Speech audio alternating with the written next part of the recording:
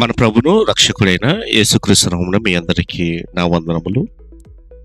మరి యొక్క సమయంలో మీకు ఒక అందరికీ ఉపయోగపడే ఒక బైబిల్ యాప్ గురించి మీకు చెప్పాలని నేను ఆశపడుతున్నాను.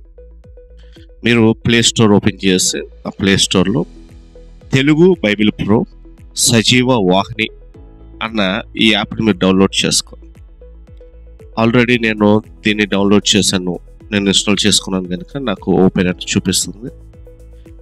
ఈ యొక్క యాప్లో ఉన్న ప్రత్యేకత ఏంటంటే, ఈ యాప్లో మనకు డిక్షనరీ, అదేవిధంగా క్రాస్ రిఫరెన్స్, అదేవిధముగా ఈ యొక్క బైబిల్ వ్యాకరణ కామెంటరీ కూడా మనకి ఇవన్నీ కలిపి ఒకే యాప్లో ఇన్బిల్ట్ చేయడం జరిగింది. ఇది బైబిల్ చదివే అందరికీ, సేవకులకి అందరికీ బాగా ఉపయోగపడుతుంది కనుక దీన్ని పూర్తిగా తెలుసుకోవాల్సిందిగా కోరుచున్నాను. అయితే ఇన్స్టాల్ చేసిన తర్వాత మనం ఓపెన్ చేద్దాం. ఓపెన్ చేస్తే మొట్టమొదటిగా మనకి ఇంటర్ఫేస్ ఈ విధంగా ఉంటుంది. మనము మొట్టమొదటిగా చూస్తూ ఉంటే పైన డైలీ వర్క్స్ ఉంది, డైలీ కోట్ ఉంది.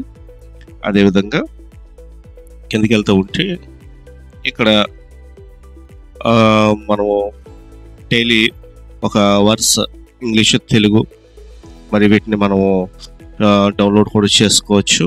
వారి యొక్క టెలిగ్రామ్ లింక్ ఇక్కడ కనిపిస్తుంది. అదేవిధంగా అనుదిన వాహిని అని ఒక డివోషన్ కూడా మనం కింద చూస్తున్నాం. ఇంకా కిందకి వెళ్తూ ఉంటే ఇక్కడ అనుదిన ప్రోత్సాహం, ఇది స్ట్రీమ్స్ ఇన్ ద డిజర్ట్, ఎడారిలో సెలయేర్లు అన్న ఇంకో డివోషన్. ఇక్కడ మనకి ప్రతి దినం ఒక్కొక్క డివోషన్ మనకు ఓపెన్ అవుతుంది. అయితే ఈ యొక్క యాప్లో మనం అలాగా డౌన్కి వెళ్ళిపోతే కిందన మీరు గమనిస్తే ఒక సెర్చ్ ఆప్షన్, అదేవిధంగా ఒక పుస్తకం సింబల్ కనిపిస్తుంది. ఈ పుస్తకము సింబల్ మీద మీరు ట్యాప్ చేస్తే మనకి బైబిల్లో ఉన్న ఇండెక్స్ కనిపిస్తుంది. మనం ఆదికాండం నుంచి, ఉదాహరణకి మనం ఆదికాండం ఓపెన్ చేద్దాం. ఆదికాండం 1వ అధ్యాయం కొట్టినట్లయితే మనకు బైబిల్ వచ్చింది. ఇక్కడ ఆదికాండం పక్కన కింద బైబిల్ డిక్షనరీ ఉంది కదా, దాన్ని మీరు ఎనేబుల్ చేసుకుంటే డిక్షనరీ ఓపెన్ అవుతుంది. అంటే డిక్షనరీ అక్కడ ఏదైతే బ్లూ కలర్లో చూపిస్తుందో ఆ బ్లూ కలర్లో చూపించిన ప్రతి మాటని మనం డిక్షనరీలో చూడొచ్చు. అయితే మనకి దీనికి కామెంటరీ, అదేవిధంగా క్రాస్ రిఫరెన్సెస్ కావాలంటే అలాగా మనం కింద బాటంలో మనం చూస్తే తెలుగు బైబిల్ అని ఉంది కనిపిస్తుంది చూడండి.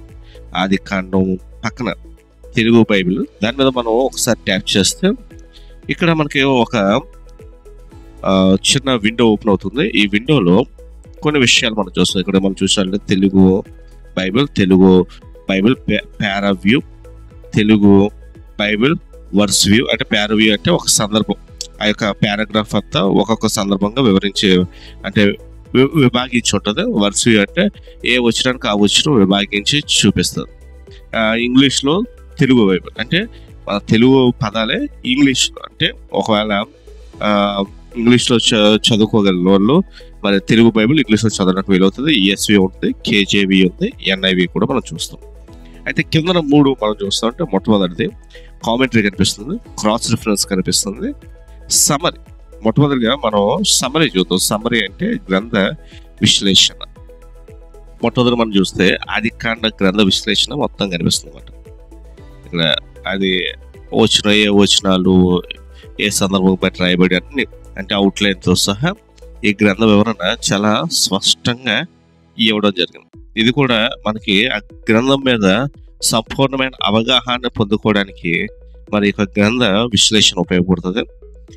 మనకి తెలిసిన క్రాస్ రిఫరెన్సెస్ చూస్తే, మీరు క్రాస్ రిఫరెన్స్ చూస్తే ఏ వచ్చినానికి వాటికి ఉన్న రిఫరెన్సెస్ అక్కడ ఓపెన్ అయ్యి గ్రీన్ కలర్లో హైలైట్ అవుతుంది అన్నమాట.